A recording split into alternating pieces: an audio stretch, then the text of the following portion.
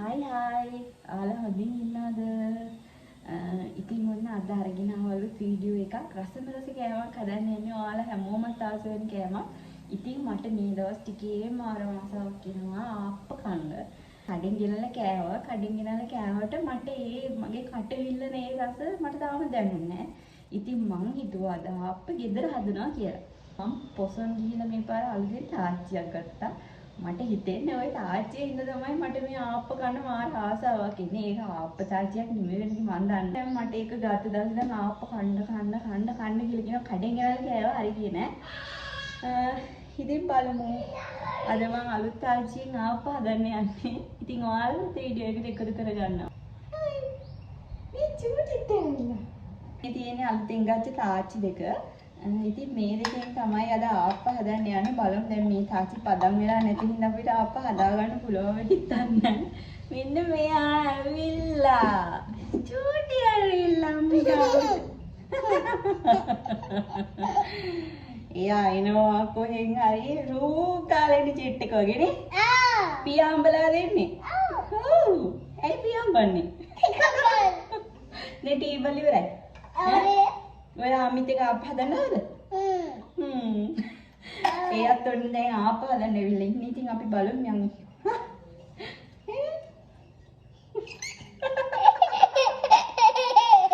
අපි දෙන්න කොහොමද කො? මේ බලන්න. ලස්සනයි. ඔයාට කියන වෙන චූටි එක. නයි. මේක අම්මි දාගන්න. කඩන්න එපා. දැන් මේ තාච්චි දෙක අපි දෙන්න ඔළුවේ දාගෙන ආප්ප හදන්නයි යන්නේ. නේ?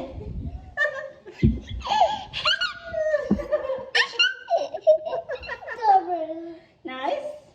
Nice hat. දැන් මේ හොඳට හොදලා ගන්න ඕනේ. අපි දෙන්න ඔළුවට දාලා. මේ තාච්චි මාරි කියුට් නේ. ලස්සනයිනේ චූටිය. මේ කාණි වල ගිහිල්ලානේ අපි ගත්තේ. මෙයා සෙල්ලම් බඩු ගත්තා. මං කුස්සිය ඩෝනේව ගත්තා. ඉතින් මේ ගොඩක් දෙනෙක්ට වීඩියෝ දෙකකදී ප්‍රශ්න දෙකක් ඇවිල්ලා තිබ්බා අපේ ගෙදර දෙහි ගහක් නැහැලු, කොස් ගහක් නැහැලු. ඉතින් ওই ප්‍රශ්න දෙකට මම අද ඔයාලට උත්තර දෙනවා. අපි වත්ති තියෙන ගස් ඔක්කොම පෙන්නනවාද ඔයාලට. ඉතින් බලමු අපේ වීඩියෝ එක. අපි අද ආප්ප හදන්න යන්නේ. ආප්ප. ඔයා දන්නේද ආප්ප කියන්නේ?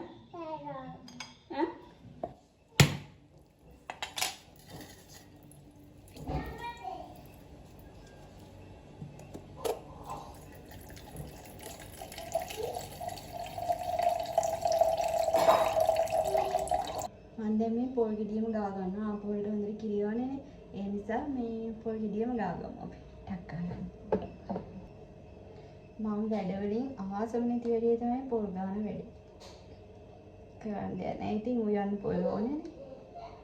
මේ ඉතින් හරි කම්මැලි පොල් ගානනේ.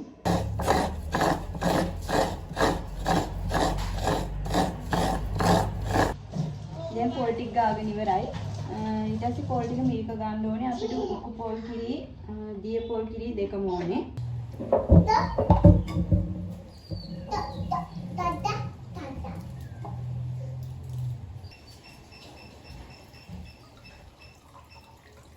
හරි දැන් මම මෙතන තියෙනවා මිටි පොල් කිරි.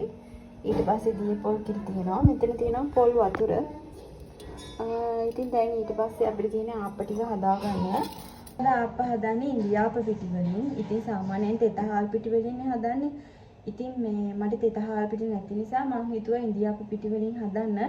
ඉතින් ඔයාලා හදලා බලන්න කිසි වෙනසක් වෙන්නේ නැහැ මේ තෙත හාල් පිටි නැති වුණා කියලා. එහෙනම් අපි ටක් ගාලා ආප්ප ටික හදමු. හාල් පිටි ග්‍රෑම් 250ක් එකතු කරගන්නවා. ඒ කියන්නේ කෝප්ප දෙකක්. ඒ වගේම එකතු කරගන්නවා පාම් පිටි ග්‍රෑම් 60ක්. ඊට පස්සේ එකතු කරනවා සීනි සහ යීස්ට් මේස හැන්දක්. ඊළඟට මේ එකතු කරගන්නේ ලුණු. දැන් මේ ටික සේරම හොඳට මිශ්‍ර කරගන්න ඕන. ඊට පස්සේ මම මේකට එකතු කරගන්නවා බිත්තරයක්. දැන් මේ ටික හොඳට මිශ්‍ර කරගමු. ඊට පස්සේ මම මේ එකතු කරගන්නේ පොල් වතුර. පොල් වතුර ටික එකතු කරලා මේ විදිහට මිශ්‍ර කරගන්න. ඊට පස්සේ එකතු කරගන්නවා දියකිරි. දියකිරි කෝප්ප එකමාරක් වගේ එකතු කරලා මෙන්න මේ විදිහට මිශ්‍ර කරගන්න. මේ වගේ තෙත පදමට ආවට පස්සේ අපි ඒකට එකතු කරගන්නවා උකු පොල් කිරි. උකු පොල් කිරි කෝප්ප දෙකක් විතර එකතු කරගත්තා මම මෙතන.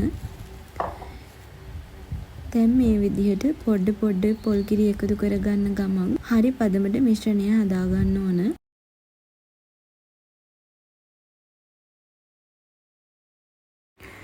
මෙන්න මේ පදමට වැක්කිරෙන්න මිශ්‍රණය හදාගත්තට පස්සේ ඒකට මම එකතු කරගන්නවා බිස්කට් කුඩු. බිස්කට් කුඩු ටික එකතු කරලා මේ විදිහට හොඳට මිශ්‍රණය අනාගන්න. දැන් ඔන්න අපේ ආප්ප මිශ්‍රණය හරි තියෙනවනේ. දැන් අපි මේක වහලා මේ පැය භාගයක් විනාඩි 40ක් විතර තියාගමු පිපෙන්න. මොකද ඉක්මනට හදාගන්න පුළුවන් අපි ඊස්ට් දාලා හදපු නිසා. පොල් ගෙඩියක්ම කිරි ඕන උනා අපේ ආප මිශ්‍රණය හදන්න. ඉතින් දැන් මම ආයි පොල් බෑයක් විතර ගාලා තියාගන්න හදිස්සියවත් මේක අර ගොඩාක් උකු ගතියක් වගේ තිබ්බොත් ආයි පොල් කිරි ටිකක් දාලා මේක ගානට පදමට හදාගන්න ඕනේ.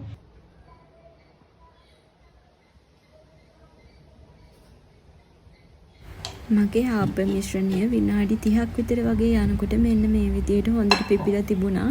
ඉතින් ඔයා ගන්න ඊස්ට් එක අනුව තමයි මේක පිපෙන්න යන වෙලාව වෙනස් වෙන්නේ. ඔයාලා හොඳ තත්ත්වයේ ඊස්ට් එකක් ගන්න. ඊළඟට මම එකතු කරගන්නවා උකු පොල් කිරි.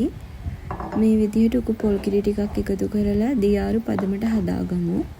දැන් ඉතින් තියෙන ආප්ප ටික හදාගන්න. ඉතින් දැන් මම තාච්චි ටික හොදලා ගත්තා.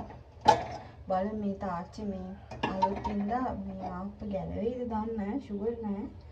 ඉතින් ඉස්සරහන් තාච්චි ලිපේ තියලා පොඩ්ඩක් රත් කරලා පොල් තෙල් ටිකක් එහෙම ගාලා ගමු.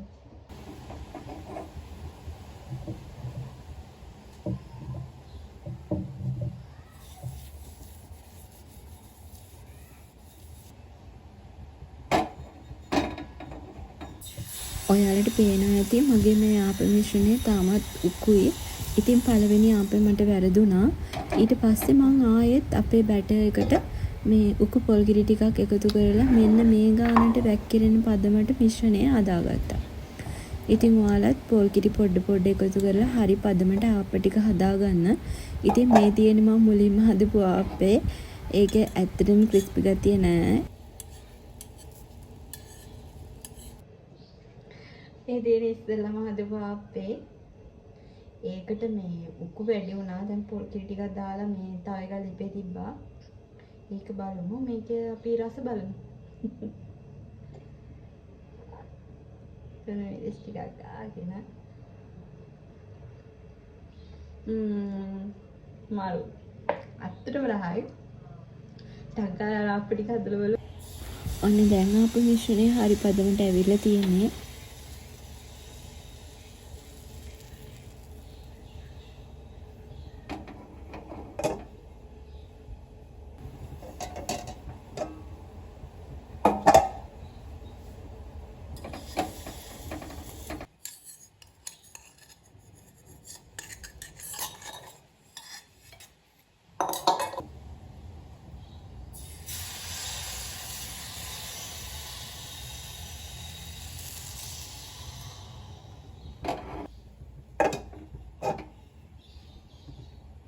ආප්ප එකපාරක් හදලා තියෙනවා. ඉතින් මේ ආප්ප දැන් දෙවෙනි පාර.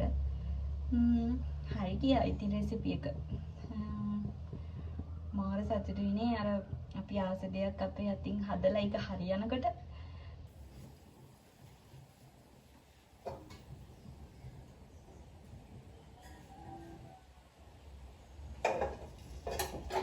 ඒ තාච්චි අලුතින් ගත්තට මම හිතේ පදම් කරන්න වෙයි කියලා අවුල නැහැ. ඒ තාච්චි හොඳයි. ෂෝක් කරේ.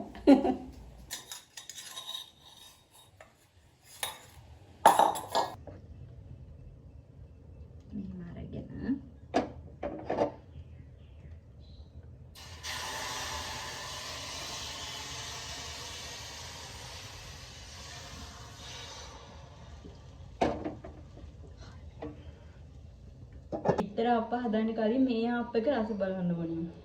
ඉතින් මේ ලුණු මිරිස් චුට්ටක් එක්ක මේ ආප්පයක් කාලා බලමු ලස්සනයි නේ. ක්‍රිස්පියට තියෙනවා.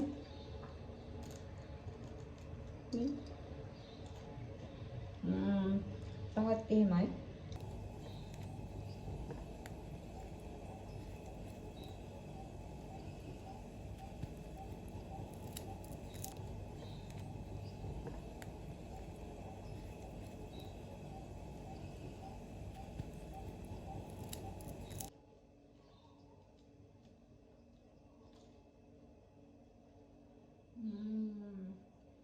ආයෙන කඩේ අප ගේන්න නැම. අතර මාරයි. මේ රෙසිපි එකට අනිවාර්යෙන් ඔයාලත් අද බලන්න වැරදින්නේ පොඩ්ඩක්වත්. ඇත්තටම මාරයි. ආපහදන අතදුරේ සුදු මහත්තයා තුන නිදියලා හැරිලා ආවා අප ගන්න. සැරයි. ඊට පස්සේ අපි බිත්තර ආප්පයක් හදාගමු. මේ විදිහට තාච්චියට මිශ්‍රණය දාලා වහලා විනාඩියක් විතර වගේ තියලා තමයි මම මේ බිත්තරේ එකතු කරගන්නේ. එතකොට මේ හොඳට බිත්තරේ අර මේ මැද්ද අමු වෙන්නේ නැතුව පිච්චෙනවා.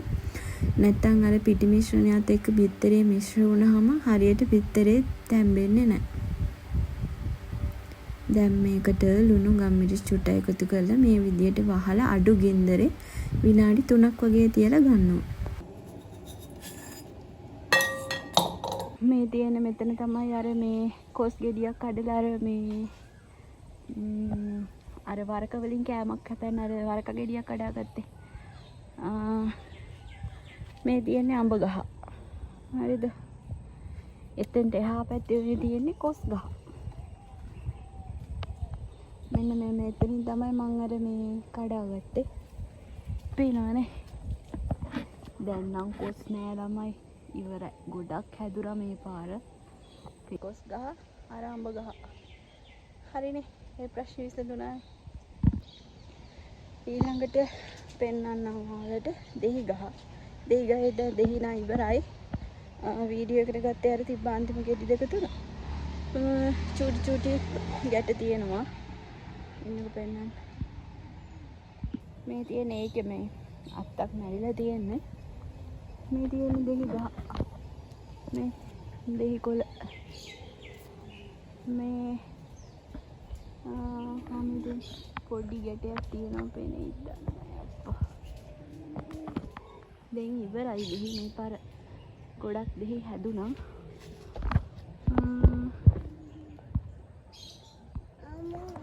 ඉතින් මේ යට තමයි අර දෙහි ඇහුළුවේ. මේ තියෙන දෙහි ගහවන දෙහි ගහකුත් තියෙනවා හොඳේ. එහෙම මේ හරිනේ. ඔය තියෙන දෙහි ගහ.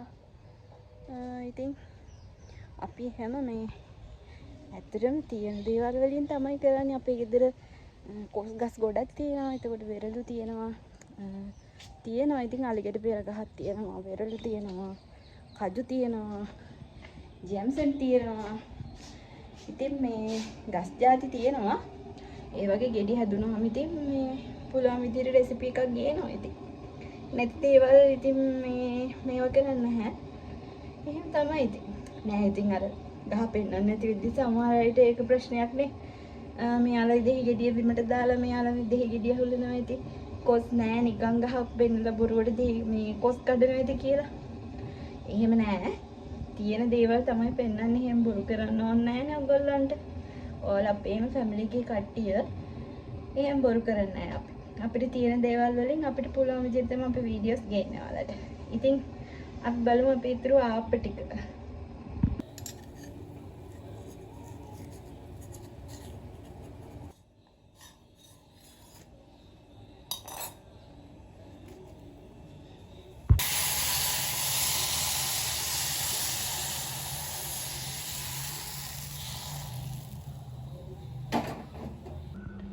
ඉතින් ඔන්න අපි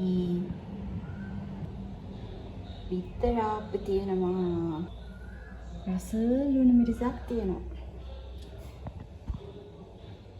විදිහට තමයි මම අලුත් තාච්චි වල රසට මම ආසම විදිහට ආප්ප හදාගත්තේ. ඉතින් අනිවාර්යෙන් මම දන්නවා දැන් මේ වීඩියෝ එක බලන ඔයාලට තාප්ප කන්න මාර ආසාවක් ඇවිල්ලා ඇති. ඉතින් බලන් ඉන්න එපා. හෙටම නැත්තම් අදම මගේ රෙසිපි එක බලලා ආපහු හදා ගන්න. වරදින්නේ නැහැ. අනිවාර්යයෙන්ම මේ රෙසිපි එක මේ විදිහටම කරන්න. ඔයාට කොහෙන්වත් වරදින්නේ නැහැ.